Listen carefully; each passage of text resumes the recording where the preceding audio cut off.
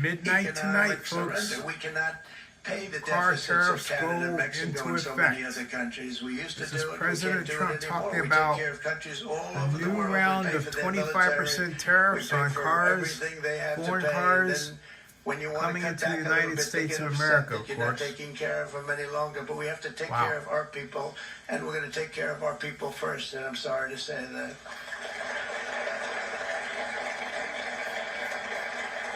And today we're standing up for the American worker, and we are finally putting America first.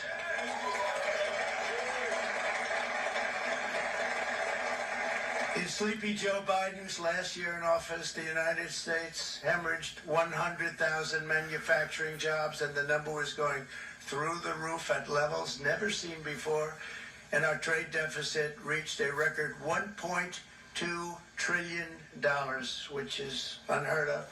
Since the beginning of NAFTA, the worst trade deal ever made. It was a horror show. I was able to terminate it. They all said you'd never be able to get it out. We had to get approval from Congress to get it terminated.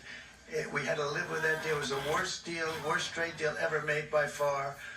But since the very beginning of NAFTA, our country lost 90,000 factories. Think of what that is, 90,000. Think about putting a map up and putting text on it. You wouldn't have enough room. 90,000. I said, is that possible? We had it checked 4 different times, and it was actually somewhat higher than that. And 5 million manufacturing jobs were lost while racking up trade deficits of $19 trillion. That was the worst trade deal ever made. As a result of these gigantic losses, foreign nations now own $26 trillion more of American assets than think of this, than the Americans own of their own foreign assets or other foreign assets. The United States can no longer produce enough antibiotics to treat our sick. We have a tremendous problem. We have to go to foreign countries to treat our sick. If anything ever happened from a war standpoint, we wouldn't be able to do it. We import virtually all of our computers, phones, televisions, and electronics. We used to dominate the field, and now we import it all from different countries. A single shipyard in China now produces more ships every year than all of the American shipyards combined. Think of that.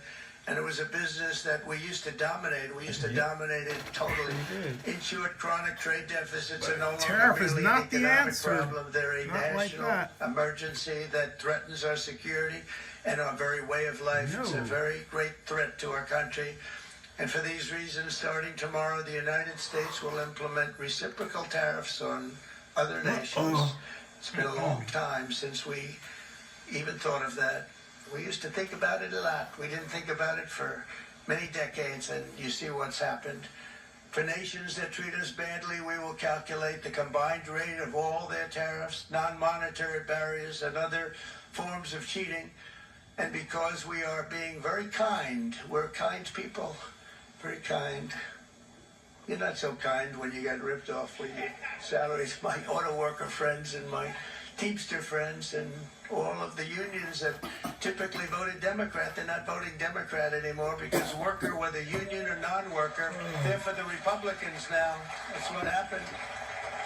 But we will charge them approximately half of what they are and have been charging us. So the tariffs will be not a full reciprocal. I could have done that, yes, but it would have been tough for a lot of countries who didn't want to do that. I'd like to see the chart if you have it. Could you bring it up, Howard? This is our great Secretary of Commerce, Howard Lutnick. So if you look at that, China, first row, China, 67%. That's tariffs charged to the USA, including currency manipulation and trade barriers. So 67%, I think you can, for the most part, see it. Those with good eyes, with bad eyes. We didn't want to bring, it's very windy out here, we didn't want to bring out the big charts because it had no chance of standing. Fortunately, we came armed with a little smaller chart.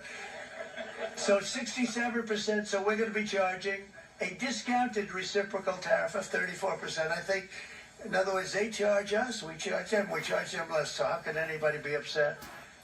They will be, because we never charge anybody anything. But now we're going to charge. European Union, they're very tough, very, very tough traders. Boy, it's going to really hurt the world You economy, think Mr. of President. European Union, very friendly. Boy, They rip us off. It's so sad to see. It's so pathetic. 39%, we're going to charge them 20%, so we're charging them essentially half. Vietnam, great negotiators, great people. They like me, I like them. The problem is they charge us 90%. We're going to charge them 46% tariff. Taiwan, where they took all of our computer chips and semiconductors. We used to be the king, right? We were everything. We had all of it. Yeah, we now don't we have subsidize our except the biggest businesses like we should. we're going to end up with almost We need 40% a value-added tax, so we need to spend approvals. that money on business subsidy in the United States, pal. Of one of the great companies of the world, actually. Boom, boom, They're boom. coming in from Taiwan, and they're going to build one of the biggest plants in the world, maybe the biggest for that. But 64%, we're going to charge them 32%. Japan, very, very tough. Great people. And again, I don't blame the people for doing it. I think they're very smart in doing it. I blame the people that sat right in that Oval Office, right over there, right behind the Resolute desk or whichever desk they chose. Japan, 46%. They would charge us 46%, and much higher for certain items like cars, little items like cars. 46%, we're charging them 24%. India, very, very tough, very, very tough. The Prime Minister just left. He's a great friend of mine, but I said, you're a friend of mine, but you're not treating us right. They charge us 52%. You have to understand, we charge them almost nothing for years and years and decades. And it was only 7 years ago when I came in, we started with China charging. We took in hundreds of billions of dollars from China in tariffs, and they understood, honestly.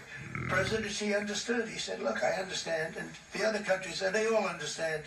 We're going to have to go through a little tough love, maybe. All right, we have been watching President Donald Trump as he has made this announcement of reciprocal tariffs on major trade partners. This includes China, Vietnam, Taiwan, Japan, India. He's going through that chart right now. He announced a 25% tariff on automobiles. Specifically, the president saying that this will boost competition here at home and eventually drive prices down here in our country. The president said this is a day that will go down that when American industry was reborn and reclaimed. However, Democrats disagree with that. They worry what this will mean to the U.S. economy and to consumers, that any price hike on those goods will be passed on to consumers. That's something we're going through right now. So there's a lot to kind of sort out. The president's still speaking right now outside the Oval Office there in the Rose Garden. You can continue watching President Trump's address on ANF Plus right now. We are also listening in on it back in our newsroom. So should any more headlines come out of it, we will let you know. We've also posted specific information on the tariffs and reaction that's already coming into our newsroom tonight. Okay, and so take a look at this, folks. Call the activism, financial experts. Tariffs are leading us to a recession. Trump. Effective midnight, we will impose a 25% tariff on all foreign-made automobiles. Is Trump the stupidest blankety-blank ever to be president? And Ed Krasenstein. Moments ago, Hakeem Jeffries issued the stern warning to Republicans. Oh, let's hear this.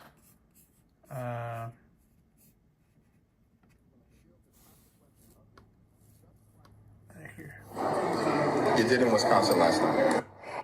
Elon Musk is completely and totally on the run. This guy is one of the most unpopular figures in the country because Donald Trump has unleashed him. Republicans are going to try to distance themselves now from Elon Musk. It's not going to work. It's too late. You're attached at the hip, and you're going to feel the consequences of it, just like you did in Wisconsin last night. Whoa. Breaking the economy. Trump has just imposed a 25% tariff on all foreign-made automobiles, $12,500 more for a $50,000 car. Wow. $15,000 more for a $60,000 car. $25,000 more for a $100,000 car. That's called inflation. Yep. And yet he trottles midnight, on. we will impose a 25% tariff on all foreign-made automobiles.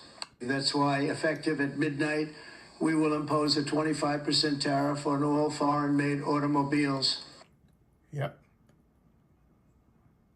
Since it's Liberation Day for the... Wow. Richard Quest just completely demolished the Trump administration's talking points on tariffs. Now, Peter, let's hear Quest say it. First of all, we like improve American production and bring production back. Because, think about it logically, if you bring American production back, then you won't be getting the import tariff, therefore you won't be getting the revenue. You can't have both. They are two sides of the same coin. Now, if Peter Navarro is right, and this is all about bringing billions, trillions into the economy, then that is contradictory to the idea that it is designed to improve American production and bring production back. Because, think about it logically, if you bring American production back, then you won't be getting the import tariff, therefore you won't be getting the revenue. You can't have both. They are two sides of the same coin. Now, if Peter Navarro is right, and this is all about bringing billions, trillions into the economy, then that is contradictory to the idea that it is designed to improve American production and bring production back. Because, think about it logically, if you bring American production back, then you won't be getting the import tariff, therefore you won't be getting the revenue. You can't have both. They are two sides to every coin. He's right. You can't. Today is Donald Trump's Liberation Day. What exactly is he liberating Americans from? Our savings and 401ks? His tariffs are going to be a giant tax on American families, raising the price of groceries, housing, cars, and so much more. That's what Kelly is saying. Families rely on. And it's going to make costs go up. And it's a mistake to be doing this, and he doesn't seem to be listening to anybody about how bad this is. I've talked to business leaders and economists about it, and I've had a hard time finding a single person who thinks this is a good idea. Yeah, we're going to see some... Lincoln Project. The results last night proved America cannot be bought. Trump and Musk expect us to all lay down while they steamroller over our lives and liberties. Blank that and blank them. Pat and Ryan. Trump claims it's Liberation Day. For my constituents back here on planet Earth, it will be the largest single-day tax increase in American history. Yep. And then he says that as much here. Working families and working people. And again, the American people, that is the last thing that they want, certainly in my district. Let's be clear. Tariffs are taxes on the middle class, on small businesses, on working families and working people. And again, the American people, that is the last thing that they want, certainly in my district. Let's be clear. Tariffs are taxes on the middle class, on small businesses, on working families and working people. And again, the American people, that is the last thing that they want, certainly in my district. Elizabeth Warren, today I am watching... let's hear what she has to say. This will affect you. So what's really going on? Let's rewind. A few weeks ago, the Trump administration fired 1 out of every 2 federal education workers. And then the very next day, the financial aid application for millions of students went completely dark, meaning you need a loan to go to college? Well, you're out of luck. Then Trump signed an executive order to dismantle the Department of Education. And what's happening now? Chaos. States are already ringing the alarm bells that funding for little kids' school lunches is at risk. Kids with disabilities could lose their classroom aid. High schoolers who are already panicked about college are now even less sure about what their future looks like. My very first job was as a public school teacher for kids with special needs. I have seen with my own eyes what the Department of Education does for families, and I am doing everything I can now to fight back against this attack on public education. And that's why today I'm launching Save Our Schools, a campaign to bring everyone into the fight to save public education. That means launching investigations into the impact of what Trump and Musk are doing to public education. How about it means stopping working with students and teachers and filing lawmakers lawsuits in Congress to do everything we possibly can. Now, last week, I kicked off the effort by calling for an independent investigation into the real-life consequences of these cuts. Today, I'm going straight to Secretary of Education Linda McMahon to get answers on DOJ's plan to replace call centers at the department with AI bots. That's the kind of work we need right now in Congress. And I'm going to do everything I can as well to amplify the work that students are doing to Yep. And let's see here.